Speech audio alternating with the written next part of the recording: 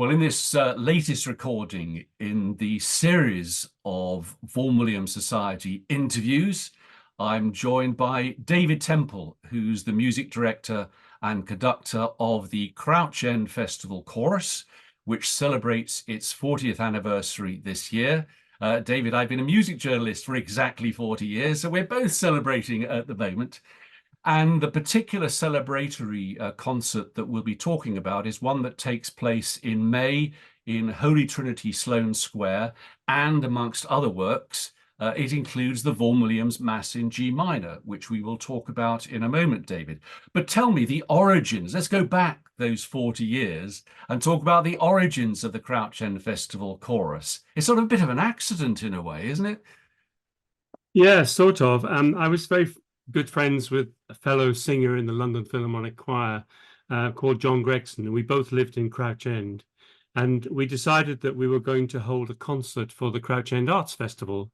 And he had this idea of putting leaflets in shop windows, and we had 80 people along to the first rehearsal on the 22nd of June to sing Verdi Requiem. So, how equipped were you to be conducting a choir of 80 voices at this point, David? I was 30 at the time, and I'd been conducting since I was 24, and I'd made a couple of what they were known as in those days as LPs. Did some Elgar part songs and also some Glasgow Orpheus Choir repertoire. And I'd done probably about 3 or 4 concerts by then, but this Verdi Requiem was my first really big concert. And when it actually happened in the September, my knees went weak after about 5 minutes, and I thought I'm going to faint and collapse into the cellos. And I managed to get through it. And the big thing it taught me, Andrew, was that having ability as a conductor is obviously important, but temperament is possibly even more important. To stand up there and have the courage to stand there for 2 hours and try not to make any mistakes and keep everybody inspired. Yeah, well, it obviously set you on the right trajectory. I mean, you're still doing it after 40 years. I mean, I'm not going to ask if you're thinking of retiring soon, but what sustained you across those 40 years? The honest answer is fear. Every Friday night we rehearse, and before the rehearsal, I get very nervous about it. And that is a huge sign of respect for the people I'm going to be working with, that I don't simply show up. And it's interesting you mentioned age. I mean, I'm basically the same age as Simon Rattle, and nobody's asking him when he's going to retire. So I don't see why it should apply to me, on the grounds that as a conductor, you get better as you get older. And also, I think, the experience and the amount of repertoire, it just keeps increasing. So I'm loving it and have no intentions of giving up whatsoever. I wasn't going to ask you the question. I just mentioned it. But look, you've already started the anniversary year, haven't you, with a big recording?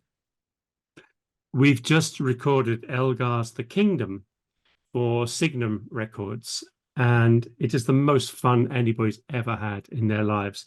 And it was just wonderful because I actually believe, I know we're talking about Vaughan Williams here, but I actually believe that The Kingdom is Elgar's greatest oratorio. And Adrian Bolt agreed with me on that one, even though we never discussed it.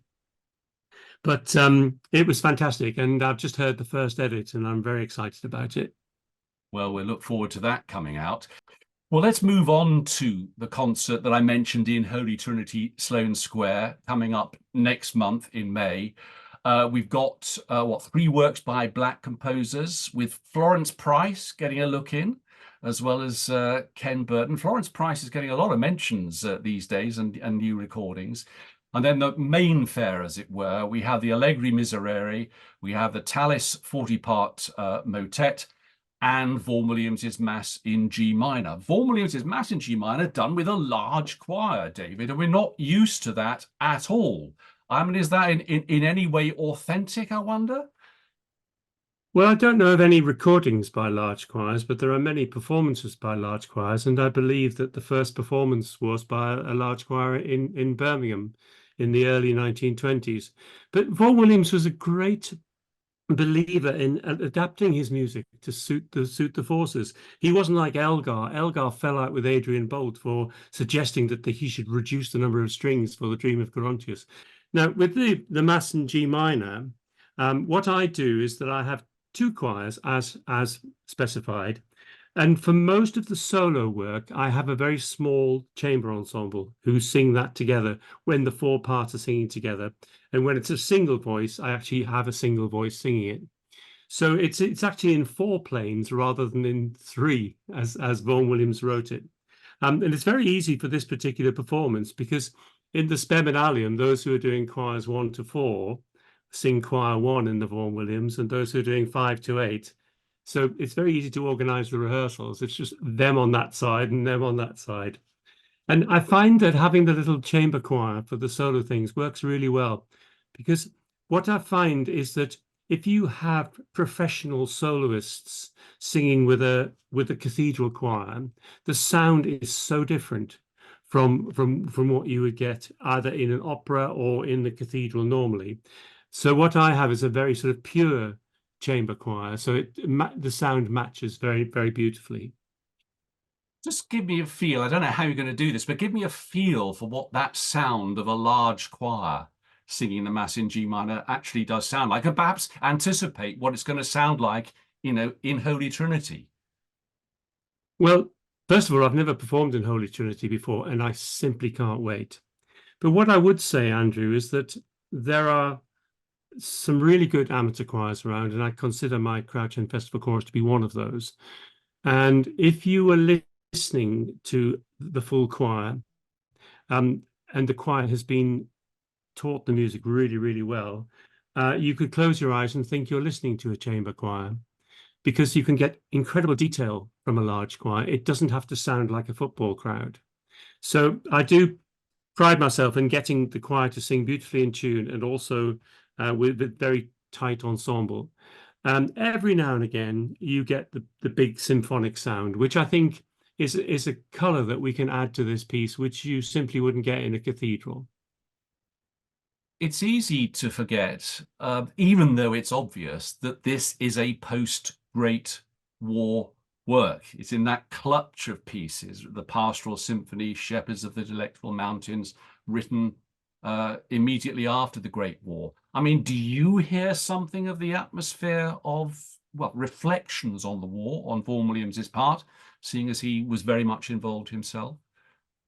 Well, there's one word in the piece which is mentioned at the beginning of the Gloria and also at the end of the piece, which is pacem, peace. And I think he probably concentrates on those two utterances more than any other words in the whole work. He wasn't immune to the horrors of war, and I feel that this piece is very cathartic in terms of coming to terms with the world that existed after the war and just society trying to settle down and become human once more. So it's, in other words, it's consolatory, and that's one of the moods that we hear in it. Absolutely. It's also it also reverts back to Tudor times, which is why it fits so well with the Speminalium. The harmonies are incredibly modal. I mean, it says it's in G minor, but you don't often get that sense of it at all. And so when I'm describing it to the audience, because I like to speak to the audience in concerts, I liken it to a mock Tudor house, where you have the black and white gables and it's all built in the 1920s and 30s. And this is a mock Tudor piece.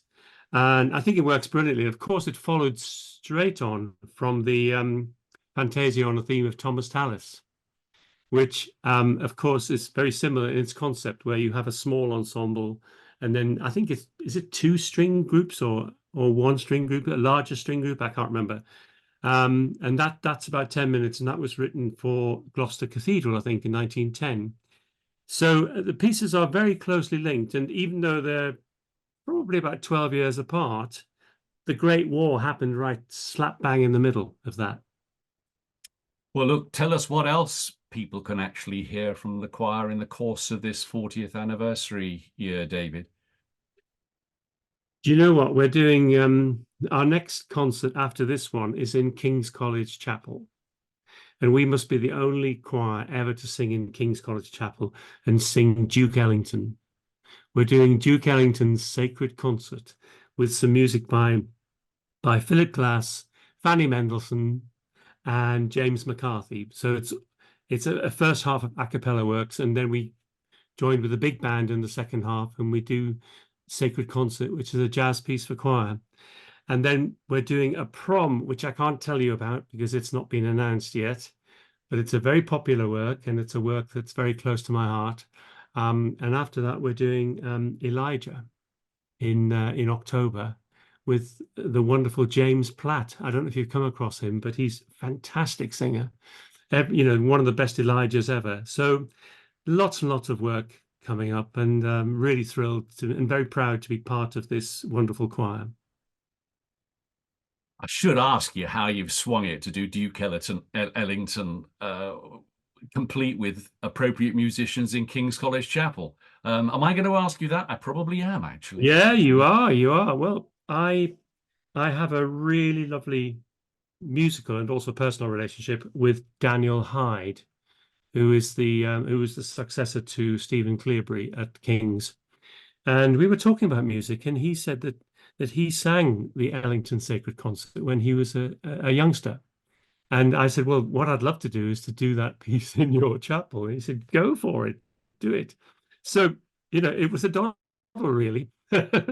Right, so people can actually access information about all those concerts you've mentioned, presumably on your website, That's right. which is, if I got it right, CEFC, Crouch End Festival Chorus, Yeah. cefc.org.uk. All the information there. And that includes access to tickets for the concert that we've been mentioning, Yeah. Holy That's Trinity right. Sloane Square, and that's Saturday, the 18th of May. So I hope there's a Yeah. rush of tickets once this goes out onto the airwaves, as it were. David, it's been a great pleasure speaking to you. Many, many congratulations on those 40 years. And we look forward to the next 40. Well, let's say the next 15, but thank you. Thank you, Andrew. There we That's go. wonderful. Great to Thank see you. you. Thanks very much indeed.